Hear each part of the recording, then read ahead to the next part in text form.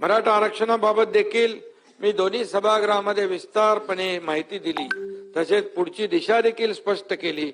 या संदर्भात मराठा समाजाने मोठ्या प्रमाणावर देखील समाधान देखील व्यक्त केलंय। मात्र अशोकराव आज नाहीये, तिकडे गेले काय?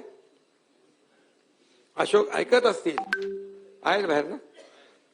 अशोकराव त्यांनी काल बाहेर जाऊन आरोप केले, मराठ्यांच्या या जिव्हाळ्याच्या प्रश्नातही राजकारण आणण्याचं सोडलं नाही। त्यांनी टीका केली। खरं म्हणजे वास्तविक त्यावेळेस अजितदादा इकडे बसलेले आहेत। मी अध्यक्ष होऊ नये म्हणून देखील पडद्याआड प्रयत्न झाले। मी अध्यक्ष उपसमितीचा अध्यक्ष झालो तर तातडीने मराठा समाजासाठी धडपड करेन, मराठा समाजाला न्याय मिळवून देण्यासाठी काम करेन, ही भीती त्यावेळेस 2.5 वर्षाच्या मुख्यमंत्र्यांना आणि त्यामध्ये अशोकरावांना देखील होती। पण आम्ही त्यावेळेस सांगितलं जाहीरपणे, अशोकराव होत आहेत ना, होऊ द्या, हरकत नाही।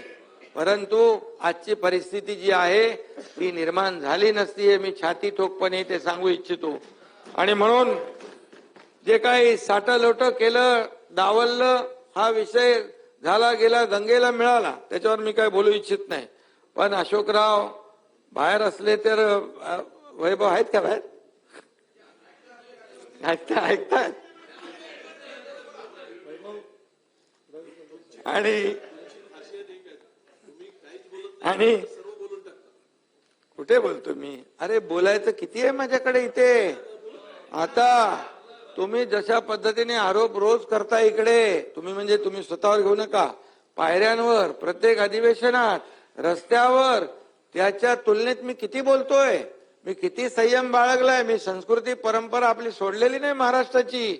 अरे तुम्ही कधीच नाही, पण मला सोडायला पण लावू नका। पण खूप आहे पोतडीमध्ये, आळ्याला गेलो हळूहळू तर खूप निघेल।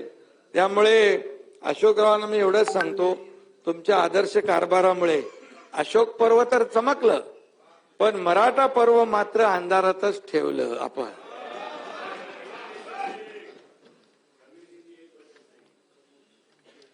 ते तर आपल्याला माहित आहे। आणि म्हणून आम्ही घेतलेल्या प्रत्येक विकास प्रकल्पाबाबत ते आता निकालच खोटं आणि दिशाभूल करणारे आरोप करत असले तरी सुद्धा यथावकाश त्यांना याही प्रकल्पांबाबत आमच्या कामाची पोचपावती द्यावीच लागेल। पण ज्याला मनाचा मोठेपणा असेल तर ते देतील, त्याच्यावर मी जाऊ द्या बोलत नाही। याशिवाय अंतिम आठवडा प्रस्तावात शालेय शिक्षणाच्या झालेल्या दुरावस्थेचा देखील ओझरता उल्लेख केलेला आहे। पण आता आपण विषय काढलेलाच आहे, त्यामुळे मी एवढंच सांगतो, शालेय शिक्षणाची दुरावस्था झालीच होती, पण ती कधी झाली होती? तुमच्या सरकारच्या कालावधीत। केंद्र सरकारच्या परफॉर्मन्स ग्रेडिंग इंडेक्स मध्ये 2017 ते 2019 या कालावधीत महाराष्ट्र पहिल्या लेवलवर होता, पहिल्या क्रमांकावर होता, म्हणजे अव्वल दर्जाचा होता। मात्र महाविकास आघाडी सरकार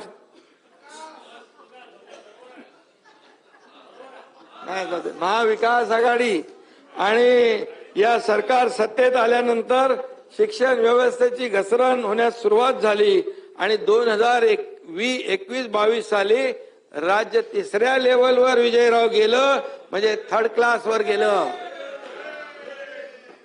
डिजिटल स्कूल आणि वर्ल्ड क्लास शिक्षणाच्या गमजा आणि गप्पा मारणाऱ्यांनी प्रत्यक्षात शिक्षण व्यवस्थेला 3rd क्लासवर नेऊन ठेवलं होतं।